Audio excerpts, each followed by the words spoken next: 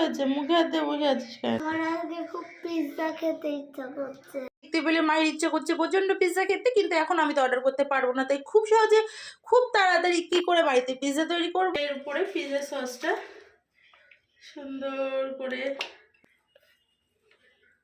লাগানো হয়ে গেছে দেখতে পেলে। আর আমি বাড়িতে চিকেন কিমা করে নিয়েছিলাম, কিমাটা এবার এর উপর দিয়ে আমি এরপর দিয়ে দেবো ক্যাপসিকাম, এবার দিয়ে দেবো টমেটো, আর দিয়ে দেবো পেঁয়াজ।